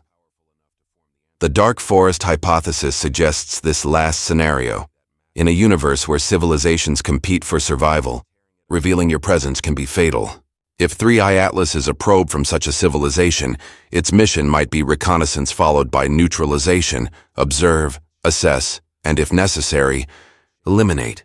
It sounds like science fiction, even paranoia, but history warns us otherwise. Whenever a technologically superior civilization has encountered a less advanced one, the outcomes have rarely favored the latter. We have no reason to believe that pattern would change on an interstellar scale.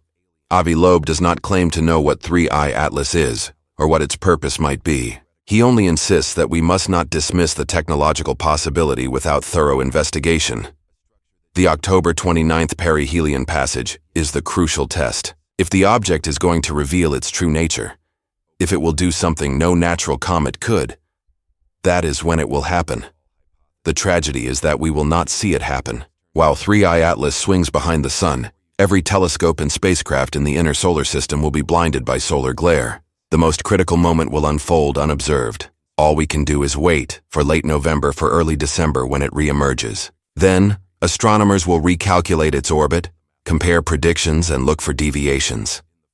If it follows the expected trajectory, shows no sign of thrust, then perhaps the technological hypothesis weakens. But if it is not where it should be, if the orbit has changed in ways that require propulsion, then we will have our answer. And that's when the real questions begin. Questions of response. Questions of communication or defense. Questions of whether humanity can unite under an external threat or collapse into factions, arguing over how to act. Questions we have never truly faced, because until now, the possibility of alien visitors has always been theoretical. 3IATLAS makes it real. In less than a month, we will know. We'll have hard data from the Mars flyby. We'll see how the object behaves as it plunges toward the sun. And then, after it slips behind the solar disk, we wait. We watch. We hope that when it reemerges, it's still just a comet. But we also prepare for the possibility that it's not. The conspiracy theories exploding. Right now. When something extraordinary happens. When official explanations feel incomplete or evasive, the internet rushes to fill the vacuum. 3IATLAS has become a lightning rod for global speculation. In the last 48 hours, the chatter has exploded. Forums, encrypted channels, Reddit threads, and YouTube live streams are awash with theories. Everyone has an angle. Everyone has a source. Everyone claims to know what's really going on. Some of it is harmless curiosity, people connecting dots that may not connect at all. But some theories have begun to gain traction, spreading fast through communities that already distrust official narratives. And a few of those theories touch something uncomfortable. They whisper that information is being withheld, that we're not being told the full story, that something is happening behind closed doors, and the public is being kept in the dark. The slowing down theory. Over the past 72 hours, a flood of posts has claimed that 3IATLAS is decelerating, that its velocity relative to the sun has begun to drop in ways gravity alone cannot explain. If true, that would be seismic. Natural objects don't slow down. They follow gravity's script with unerring precision. A comet might speed up slightly if outgassing jets push it forward, but slowing down would mean thrusting backward against its motion. It would mean engines, and comets do not have engines. The problem is, none of these claims are verifiable. They cite leaked data, inside sources, or amateur tracking anomalies. But when you chase the links, they vanish into dead ends. There's no raw data, no observatory logs, no credible attribution. That doesn't mean it's false, but it means it's unproven. And in a situation this volatile, unverified claims are dangerous. They ignite panic, distract experts, and blur the line between analysis and hysteria. Still, the idea refuses to die. Because if 3IATLAS really is slowing down, then something, or someone, is making it happen. What we do know is this. Avi Loeb's team analyzed 3IATLAS's trajectory up to September 23rd, and the verdict was clear. No measurable non-gravitational acceleration. If the object were slowing down, the orbit would have drifted off its predicted path. It didn't, at least not yet. That doesn't rule out a later maneuver. It just means that if 3IATLAS began decelerating, it did so after the data cutoff. Which in a story like this is precisely when things start getting interesting.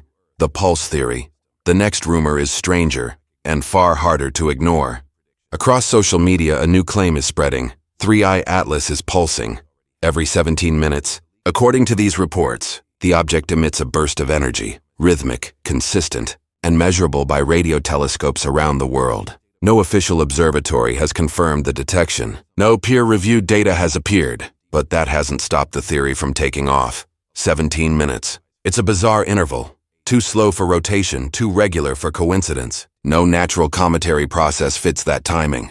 Pulsars send out precise radio beacons, yes, but pulsars are collapsed stars, not kilometer-wide chunks of rock and ice.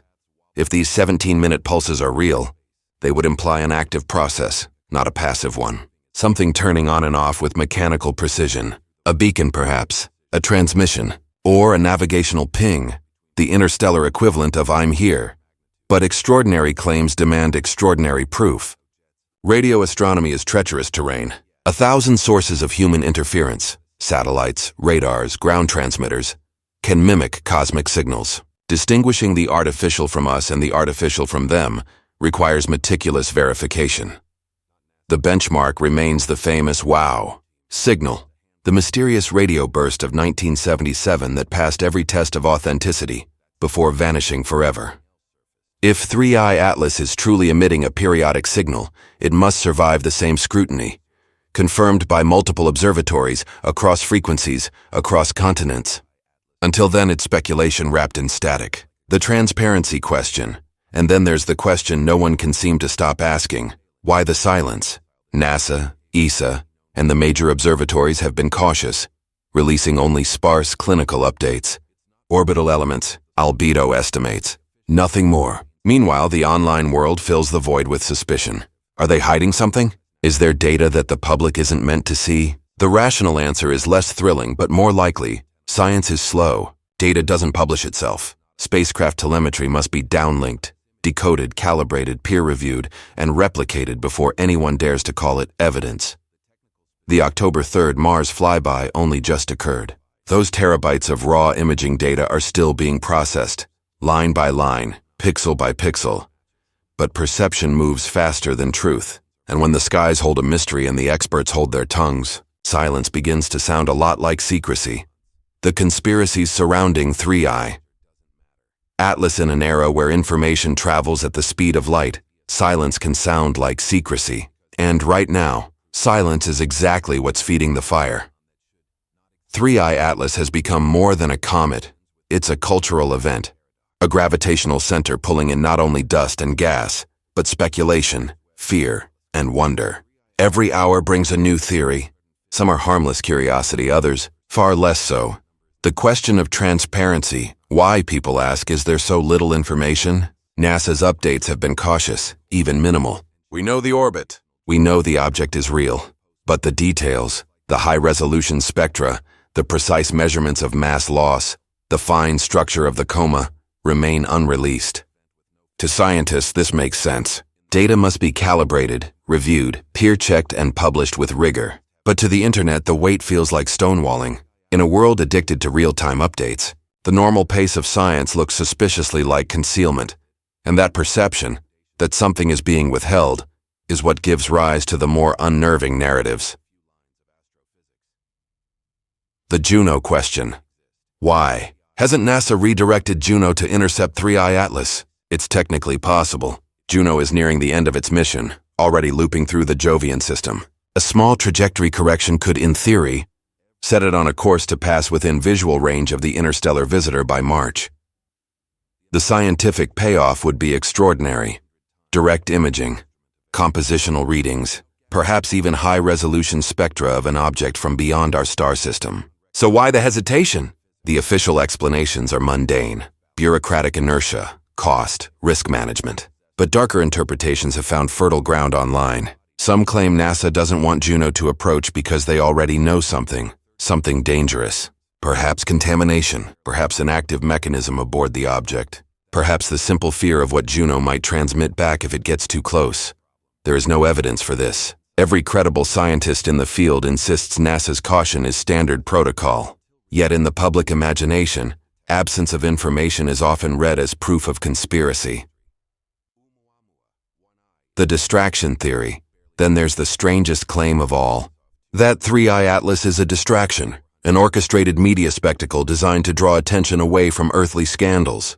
The so-called Epstein Files theory, popular in certain corners of the internet, suggests that the timing of the announcement was deliberate, that the sudden fascination with a mysterious interstellar object is meant to keep the public looking up.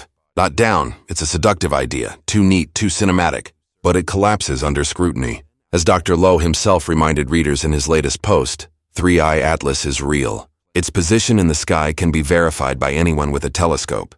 It reflects sunlight. It emits volatiles. It follows a predictable orbit. This isn't a political story, Loeb wrote. It's a physical one. And yet the mystery remains. The object is real. The anomalies are real. Whether they point to something artificial or simply to a new chapter in the physics of the interstellar medium remains to be seen. But one thing is certain. The closer 3IATLAS gets to the sun, the hotter the speculation burns. The machinery of doubt conspiracy theories thrive in the vacuum where certainty fails. And right now, that vacuum is enormous. When trust erodes, when people feel deceived by those who claim authority, everything becomes suspect. Governments lie, scientists conceal, institutions manipulate. That's the mindset fueling the wildfire around 3IATLAS. Those predisposed to distrust will not suddenly start believing official statements about a mysterious interstellar object. They will assume deception by default. They will assume hidden agendas, secret experiments, and the worst possible motives behind every silence. The government hoax theory. One of the loudest claims in the noise storm is that 3IATLAS isn't real at all. According to this faction, the entire story is a fabrication. An elaborate stage play designed to prepare humanity for a false flag alien event or to justify new surveillance powers. They point to Project Bluebeam, an old Cold War-era conspiracy about holographic invasions, and insist that 3IATLAS is the 21st century reboot. It's an easy theory to dismantle, on paper. 3IATLAS has been independently observed by countless telescopes across the globe. Its motion, brightness, and coordinates match across observatories. Even amateur astronomers, people outside the government with modest backyard setups, have captured it. For this to be a coordinated hoax, It would require a worldwide conspiracy involving thousands of scientists, universities, and data centers in dozens of countries. That level of synchronization is beyond improbable. Occam's razor slices cleanly through it. The simplest explanation, that 3IATLAS exists, is almost certainly true. But for the true believers, simplicity doesn't matter. Every image can be doctored, every data point fabricated, every scientist complicit. Once you descend that rabbit hole, reason no longer applies. Logic doesn't pull you out, it just digs the tunnel deeper. The psychological preparation theory. Another thread weaves a subtler pattern. It claims that 3IATLAS isn't a hoax, it's conditioning. The idea is that humanity is being slowly prepared step by step for disclosure. First we find exoplanets, then we detect atmospheric biosignatures. Now, an interstellar visitor with unexplained behavior drifts through our solar system. Each revelation raises the threshold of the extraordinary, nudging us closer to the moment someone finally says, "We are not alone." For some, that prospect is exhilarating, a sign that our species is on the brink of cosmic citizenship. For others, it's terrifying, the collapse of comforting myths, the end of human exceptionalism, the fear that if intelligent life exists beyond Earth, it may not be benevolent. The silence of the majority, and hanging over all of it, is one unsettling question. If an object capable of rewriting our understanding of the solar system is passing through it right now, why do so few people even know? Is it because the information is suppressed, or simply because most of humanity isn't listening? The truth is more banal and more revealing. Astronomy rarely breaks into the mainstream unless something explodes, collides, or threatens Earth directly. For the average person, a faint, fast-moving speck millions of kilometers away is too abstract to matter. Until suddenly it isn't, because all it takes is one image, one undeniable anomaly, to turn a quiet scientific curiosity into a global reckoning. Scientists at war. The academic bloodbath if 3IATLAS maneuvers, if any probe, beacon, or unmistakable artifact of technology is detected, it will dominate every headline on Earth. And then the conspiracy theories will ignite like wildfire in pure oxygen. Because once the stakes become real, speculation turns into survival instinct. Everyone will demand answers. But before that reckoning arrives, another battle is already underway, one fought not in space, but in the halls of academia. Science, in theory, is supposed to be pure, objective, follow the data, question your assumptions, let evidence lead you where it may. That is the ideal. The reality is messier. Science is done by people, and people have egos, rivalries, reputations to defend. When data threatens prestige, when a new idea undermines an old one, objectivity collapses into politics. Avi Loeb knows this better than anyone. He's not the first scientist to be exiled for questioning orthodoxy, and he won't be the last, but the sheer ferocity of the backlash he's faced over Oumuamua and now 3IATLAS exposes something uncomfortable at the core of scientific culture, how it reacts when the universe refuses to fit the model. The establishment strikes back. NASA's lead scientist for small bodies, Tom Statler, was asked directly whether 3IATLAS might be artificial. His response was swift and surgical in its simplicity. It looks like a comet. It does comet things. It resembles comets we know. He conceded that it has some interesting properties, but concluded that the evidence overwhelmingly points to a natural origin. On the surface, that sounds cautious, reasonable, scientific. After all, extraordinary claims require extraordinary evidence, and the case for 3IATLAS as alien technology remains circumstantial. But notice what Statler didn't say. He didn't explain the nickel without iron, the trajectory coincidences, or the mass anomalies. He didn't address the anti-tail phenomenon, a dust feature that defies standard outgassing models. He just said, "It looks like a comet." That's the pattern. When institutions want to deflect without engaging, they retreat into generalities. It's normal. It's expected. It's not worth considering. But the data doesn't behave like a normal comet. The details don't align neatly with textbook explanations. The weirdness remains, and weirdness demands explanation, not dismissal. The irony is that skepticism, the cornerstone of science, is being selectively applied. It's easy to be skeptical of new ideas. It's harder to be skeptical of old assumptions. And that is the real bloodbath, not between believers and skeptics, but between curiosity and conformity. Because when the sky itself challenges our frameworks, science faces a test not of knowledge, but of courage. Jason Wright, an astronomer at Penn State University, has been unflinchingly direct in his criticism of Avi Loeb. Wright runs a blog called Astroreality, where he dissects astronomical claims and does not hesitate to call out what he sees as overreach. Over the past months, he published multiple posts dissecting Loeb's arguments about 3IATLAS, and his tone was scathing. In one post, Wright accused Loeb of dismissing evidence that contradicted his hypothesis. He pointed to Hubble images showing a clear coma around 3IATLAS, the fuzzy envelope of gas and dust typical of a comet. Loeb acknowledged the coma, but argued its distribution was unusual, noting more brightness at the front than behind. Wright called this not merely a reinterpretation, but smearing the data, an attempt to downplay inconvenient evidence. Wright also targeted Loeb for continuing to push the alien hypothesis even after spectroscopic data from the Very Large Telescope, VLT, and other facilities revealed that 3IATLAS was outgassing molecules, like carbon dioxide, water, and cyanide. The presence of these volatiles confirms it is a comet, Wright argued. Why would an alien spacecraft vent water and carbon dioxide? The simplest explanation is sublimation, not propulsion. Loeb's counter-argument emphasizes the anomalies. 95% carbon dioxide, he notes, is far from normal. Nickel without accompanying iron, he argues, is likewise unusual. Outgassing, in his view, does not automatically imply a natural origin. He posits that 3IATLAS could be a spacecraft coated with layers of interstellar ice and dust. When heated by the sun, this outer layer sublimates, producing comet-like activity while masking a technological core beneath. Wright finds this scenario unconvincing. To him, Loeb is stacking speculative assumptions to preserve a hypothesis that should be abandoned. Each layer of conjecture, Wright suggests, moves further from observation and closer to fantasy. The clash is stark. One scientist building a chain of reasoning toward the extraordinary, the other demanding adherence to the ordinary. Visible, verifiable data. In this academic battlefield, the war is not fought with rockets or spectrometers, but with words, citations, and the relentless scrutiny of peers.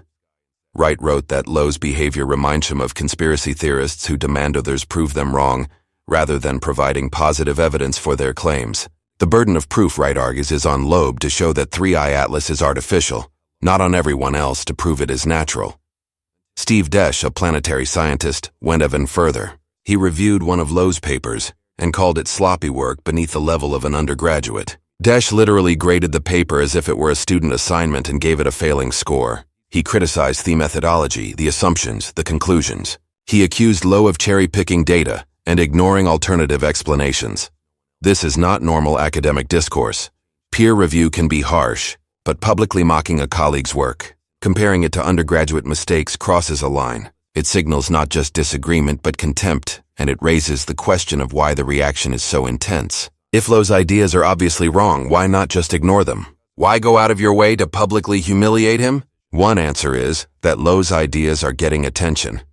Media outlets cover his statements. The public finds the alien hypothesis exciting. And when the public gets excited about ideas that mainstream scientists consider fringe, those scientists feel they have our responsibility to push back, to correct the record, to prevent misinformation from spreading. But there is another dynamic at play. Loeb is a prominent figure. He has credentials that cannot be easily dismissed. He's a Harvard professor, former chair of the astronomy department, widely published, highly cited. He's not a crank operating on the margins. He's establishment, or at least was. And when someone with that level of credibility starts making claims that challenge the consensus, it threatens the gatekeeping function that academia relies on. Science advances when new ideas are tested, and either validated or refuted.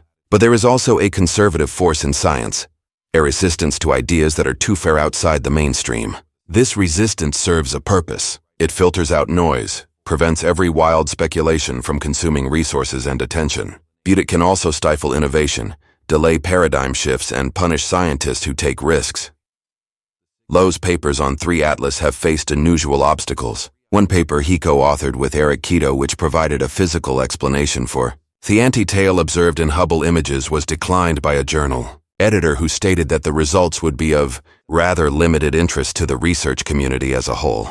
That is a polite way of saying we do not want to publish this. Another paper, the one on the lack of non-gravitational acceleration implying an anomalously massive object, was blocked by ARV moderators for several days without explanation. RxVis, a preprint server where scientists upload papers before peer review. It is not supposed to be a gatekeeping mechanism. Papers are posted quickly with minimal editorial oversight. But in this case, the paper was held up, and when it was finally released, it came with no explanation for the delay. These incidents might be coincidences, or they might reflect a coordinated effort to slow the dissemination of Loeb's ideas, to give mainstream scientists time to repair counter-arguments to control the narrative. Before it gets out of hand, Loeb himself has addressed the criticism directly. He argues that science should be about curiosity and open-mindedness, not about enforcing orthodoxy. He points out that anomalies are how we learn. If we dismiss every anomaly as noise or error, we miss opportunities to discover something new. The history of science is filled with examples of ideas that were ridiculed at first and later proving correct. Continental drift, the Big Bang, black holes, all faced intense skepticism before the evidence became overwhelming. Loeb also notes that his critics often do not engage with the specifics of his arguments. They say it is a comet without explaining the nickel. They say the trajectory is random without addressing the probability calculations. They say he is speculating without acknowledging that his speculations are grounded in data and physics. And there is a personal dimension to this. Some of Loeb's critics have made negative remarks about him as a person, not just his ideas. They have questioned his motivations, suggested he's seeking publicity, accused him of harming science by giving credibility to fringe theories. An editor handling one of his papers went public with negative personal comments, and when Loeb complained, the editor's boss defended the behavior as not unethical. This is academia eating its own. When a field feels threatened by unconventional ideas, the response can be vicious. Careers are built on reputations, and reputations are fragile. If you're known as the person who endorsed a crazy idea that turned out to be wrong, that stain does not wash off easily. So scientists protect themselves by distancing from anything that smells risky, and they attack those who do not play it safe. But what if Loeb is right? What if 3IATLAS is artificial, and the scientific community dismissed the evidence because it was too uncomfortable, too disruptive, too outside the Overton window of acceptable ideas? The cost of that mistake would be enormous. We would have missed a chance to prepare, to study, to understand what we're dealing with. And future historians would look back and ask how we could have been Soblent. Chapter 9. What if we're wrong? The natural explanation attempt. Let me be fair to the skeptics. Let me present the strongest case for 3IATLAS being a natural object, because that is still the most likely explanation. Extraordinary claims require extraordinary evidence. And while the anomalies are intriguing, they do not yet rise to the level of proof. Science demands that we consider all possibilities, and the natural explanation deserves a thorough hearing. Start with the chemical composition. 95% carbon dioxide, 5% water. Yes, that is unusual for a comet. But unusual is not impossible. Comets form in different regions of protoplanetary disks at different temperatures and pressures. The ratio of volatiles depends on where and when the comet formed. A comet that formed farther from its parent star in a colder region, where carbon dioxide ice is more stable than water ice, could have carbon dioxide-rich composition. The cosmic ray cooking hypothesis also has merit. 3IATLAS has been traveling through interstellar space for potentially billions of years. Cosmic rays are relentless. They bombard any surface exposed to space, breaking chemical bonds, creating new molecules, altering the composition. Water ice exposed to cosmic rays can be converted into carbon dioxide and other compounds through redolysis. Over millions of years, the surface layer could become heavily processed, carbon dioxide dominated, while the interior remains water-rich. The fact that the carbon dioxide production is increasing as the comet approaches the sun could simply mean that deeper layers are being exposed as the surface ablates, or it could mean that subsurface pockets of carbon dioxide ice are being heated and venting through cracks in the crust. Comets are not uniform objects. They have layers, pockets, variations in composition. Outgassing can be complex and time-dependent. The nickel without iron is harder to explain naturally, but not impossible. The Very Large Telescope team suggested nickel carbonyl as a possible source. Nickel carbonyl is a molecule formed when nickel reacts with carbon monoxide. It is extremely volatile, sublimating at very low temperatures. If 3IATLAS contains nickel carbonyl, perhaps formed through some exotic chemistry in its parent system or during its journey through space. That would explain why nickel is detected without iron. Iron might be present but locked in less volatile compounds. Iron oxides, iron sulfides, silicates containing iron. These materials require higher temperatures to break down and release iron atoms. If the current temperature of 3IATLAS is high enough to vaporize nickel carbon, but not high enough to release iron from its host minerals, you would see nickel emission without iron emission. As the comet gets closer to the sun and heats up further, iron might start appearing in the spectrum. The trajectory alignment with the ecliptic plane, 1 in 500 odds, sounds improbable. But with a large enough sample, improbable things happen. If we observe hundreds or thousands of interstellar objects over the coming decades, we should expect to see a few that are well aligned with the ecliptic purely by chance. 3IATLAS might be that 1 in 500 case. The timing that brings it close to Mars, Venus, and Jupiter 1 in 20,000 odds is more challenging to dismiss. But again, with enough objects, rare configurations will occur, and there might be selection effects we're not accounting for. Maybe interstellar objects that happen to align with the ecliptic and pass near planets are more likely to be detected because they come closer to Earth and reflect more sunlight. If our detection methods are biased towards certain orbital configurations, the statistics could be misleading. The mass problem, the fact that 3IATLAS is much larger than the previous 2 interstellar objects, could reflect the diversity of interstellar populations. Maybe small objects like Oumuamua and Borisov are common, but large objects like 3IATLAS are rare. We've only detected 3 interstellar objects total, a sample size far too small to draw firm conclusions about size distributions. Maybe we just got lucky or unlucky depending on your perspective, to find a large one early. The antitail, the forward glow, can be explained by asymmetric outgassing from a non-spinning nucleus.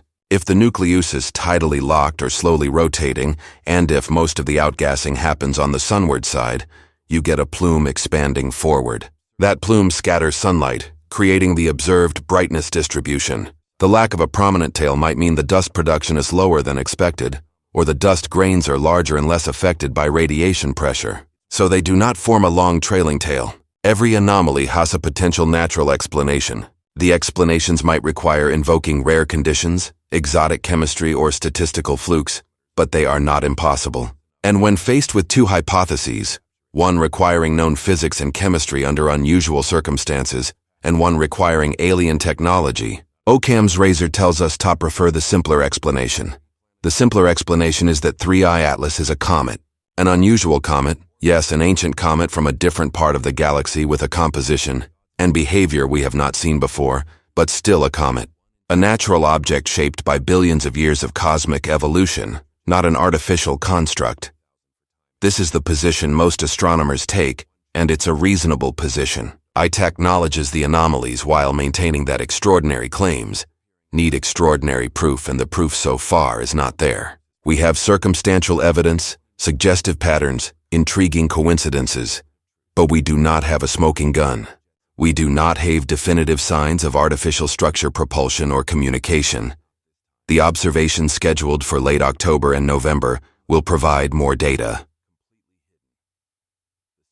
The piracy images from Mars, the spectra from ESA's orbiters, the monitoring as the object passes perihelion and re-emerges. Each new dataset will either strengthen or weaken the natural hypothesis. If the data continues to fit the comet model, if the object behaves predictably, if there are no further anomalies, then the technological hypothesis fades.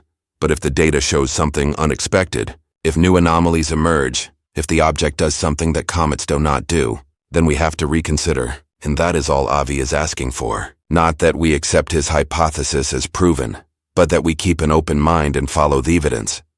There is a middle ground between assuming every anomaly is aliens and assuming no anomaly could ever be aliens. That middle ground is careful investigation without prejudgment. It is saying we do not know and we are going to find out. It is recognizing that the universe is full of surprises, and sometimes those surprises challenge our understanding in profound ways. One argument I find compelling is about the age of 3IATLAS. If it originated from the thick disk of the Milky Way, as the velocity and trajectory suggest, it could be 7 to 11 billion years old, older than the Sun, older than Earth, older than any object in our solar system, except perhaps some very ancient asteroids that formed in the earliest days. An object that old has witnessed the evolution of the galaxy. It has seen stars born and die. It has passed through regions of intense radiation, dense molecular clouds, perhaps even close encounters with other stars.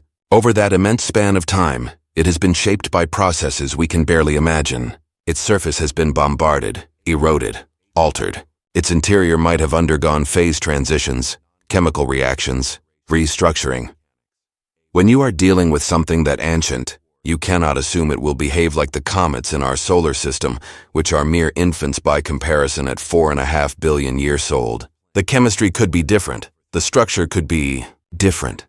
Everything could be different in ways we have not anticipated because we have never studied anything that old from outside our solar system. So, maybe the anomalies are not signs of technology. Maybe they are signs of extreme age and exotic origins. Maybe 3IATLAS is teaching us that the universe is more diverse than our models account for, that natural processes can produce outcomes we did not predict. Maybe the lesson here is humility, an acknowledgement that our understanding of comets and interstellar objects is still in its infancy. That would be a valuable lesson. It would expand our knowledge. It would make us better scientists. And it would not require rewriting our entire worldview or confronting the possibility that we are being watched by intelligences far older and more advanced than ourselves. Chapter 10. Humanity's Crossroads. What happens next? We are approaching a moment of clarity. In the coming weeks, multiple spacecraft will observe 3IATLAS with unprecedented detail. The Mars flyby on October 3rd will give us our first resolved images. The perihelion passage on October 29th will test whether the object behaves as a natural comet or does something unexpected. The reemergence in late November and December will reveal whether its trajectory has changed. Each observation is a test, and each test will either confirm or challenge what we think we know. Between November 2nd and November 25th, the ESA's Jupiter Icy Moons Explorer spacecraft called JUICE will observe 3IATLAS using multiple instruments. JUICE is currently on its way to Jupiter after a flyby of Earth and Venus for gravity assists. It is in a perfect position to view 3IATLAS during one of its most active phases shortly after perihelion, when the comet should be at peak brightness and outgassing rate. JUICE carries cameras, spectrometers, and a particle detector. The cameras will capture images of the coma and any tail that develops. The spectrometers will analyze the composition of the gas and dust, looking for molecules that might have been missed in earlier observations. The particle detector can measure ions and charged particles in the vicinity of the comet, providing information about how the solar wind interacts with the outgassing material. ESA says JUICE will likely have the best view of 3IATLAS in a very active state because JUICE is looking at the comet after perihelion when it has been maximally heated by the sun. The activity should be intense. If there is ever a time when 3IATLAS will reveal its nature, this is it. Active comets shed their surface layers rapidly, exposing fresh material underneath. Any hidden structures, any technological components would become more visible as the disguising layers of ice and dust ablate away. The data from JUICE will not be available immediately. ESA notes that JUICE is currently on the far side of the sun from Earth, using its high-gain antenna as a heat shield. It is communicating through a smaller medium-gain antenna at reduced data rates. The full dataset from the November observations might not be downlinked and processed until February 2026. That is months away, but when it arrives, it could be definitive. There is also coordination being considered between JUICE and NASA's Europa Clipper mission. Both spacecraft carry ultraviolet spectrographs, instruments that can detect atoms and molecules by their ultraviolet emission.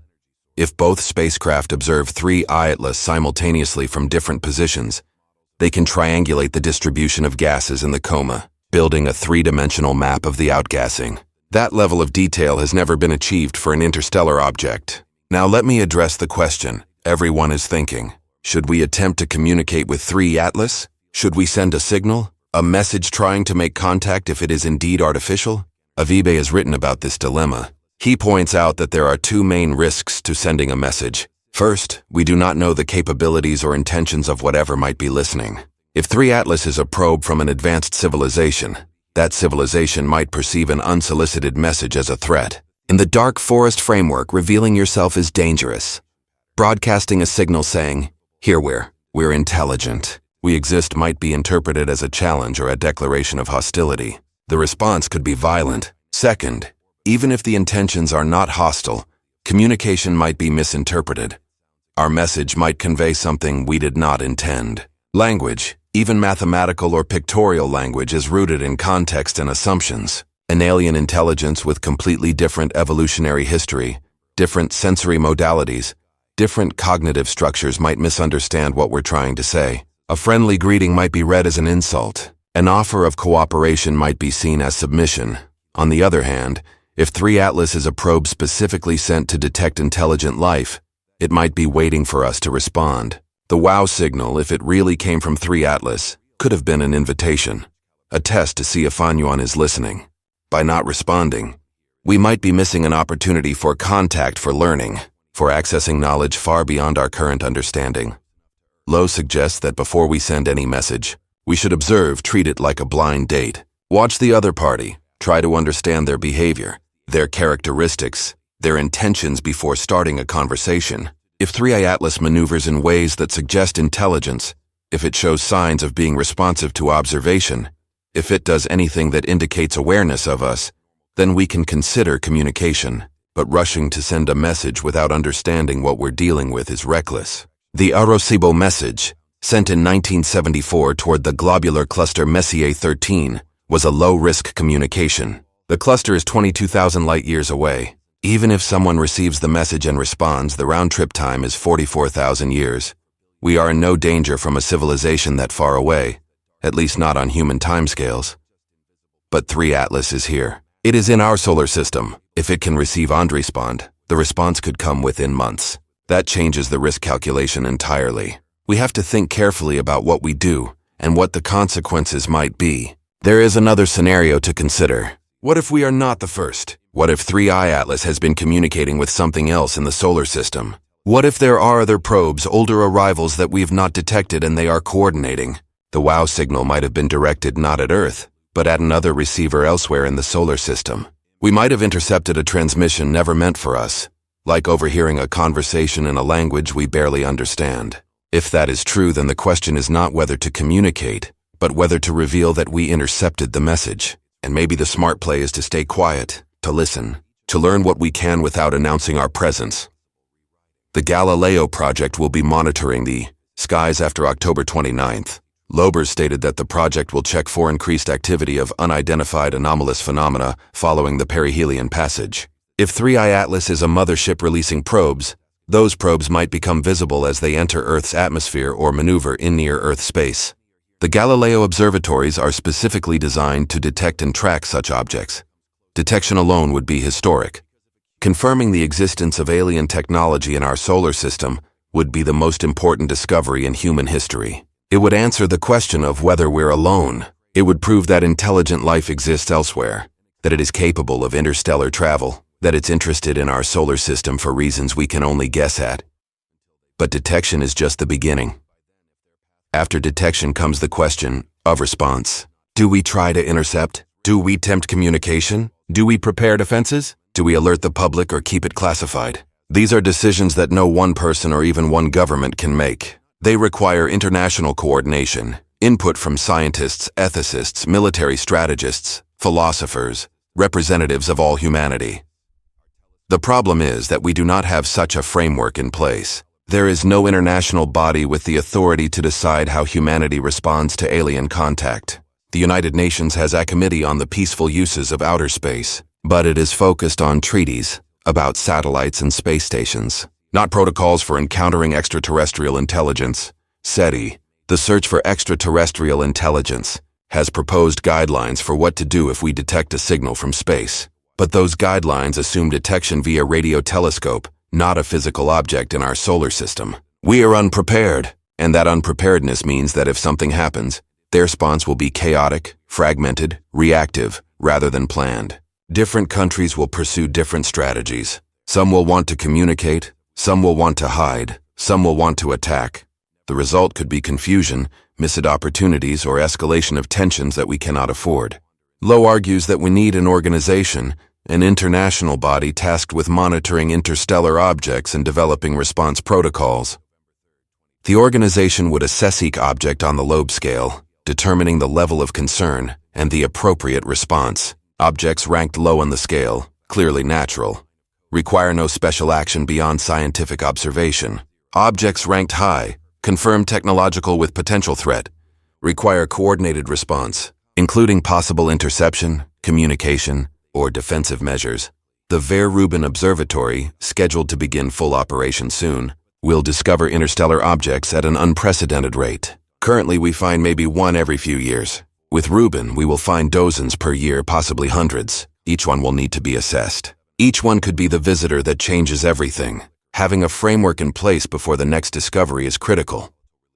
Think about what the next few months could bring. If 3IATLAS is natural, we will have learned about ancient comets from other star systems, expanded our understanding of planetary system formation and evolution, and refined our detection methods for future visitors. That alone is valuable. If 3IATLAS is technological, we will have confirmed that we are not alone, that advanced civilizations exist, that they're exploring the galaxy, and that they've reached our solar system. That knowledge would reshape every aspect of human civilization, religion, philosophy, politics, science, all transformed by the realization that we share the universe with others. The stakes could not be higher and the clock is running. So here we are, September turning to October, watching the sky, waiting for answers that might arrive in days or weeks or months. 3IATLAS continues its journey inward, carrying with it questions we've never had to seriously confront. Is it a messenger from another world? Is it a scout? Is it simply an ancient wanderer? A frozen relic teaching us that the universe is stranger than we imagined? The beautiful thing about this moment, the thing that makes it bearable despite the uncertainty, is that we get to witness it together. Every telescope pointed at that moving point of light, every scientist analyzing the data, every person listening to this and wondering what it means. We're all part of the same story. A story about curiosity, about reaching beyond what we know, about being brave enough to ask questions even when the answers might terrify us. I think about Jerry Ayan in 1977 staring at that printout, seeing those numbers that should not have been there, writing, "Wow," in red pen because what else could he say? He did not know what he had found. 48 years later, we might finally understand. That signal might not have been a mystery without an answer. It might have been a greeting, a hand extended across the darkness from something that was already on its way. Whether 3IATLAS is a comet or a craft, whether it brings knowledge or danger or simply passes through and leaves us wondering, it has already given us something valuable. It has reminded us how small we are, how new we're, how much we do not know. It has reminded us that the universe does not care about our assumptions, our models, our comfortable certainties. It simply is vast and strange and full of things we've barely begun to comprehend. The next few weeks will bring data, images from Mars, observations as the object reaches the sun, and then the waiting as it disappears behind the solar disk and we hold our breath, hoping it re-emerges where we expect, behaving as we predict, or hoping perhaps that it does not, that it reveals itself, that it confirms we are not alone. Either way, we will learn, and learning, that pursuit of understanding despite fear and uncertainty, that is what makes us human.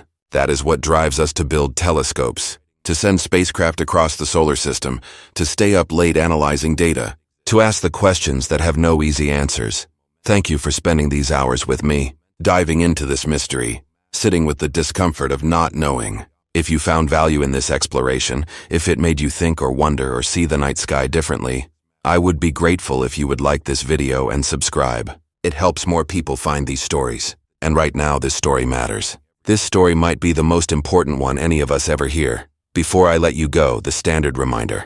Everything shared here is based on published scientific papers, official observations, and public statements. I've presented multiple perspectives from those who see evidence of technology to those who argue for natural explanations. The purpose is not to convince you of one answer, but to show you the questions, to give you the information to think for yourself. I'm not claiming to know what 3IATLAS is. No one does. We're all waiting for the same answers.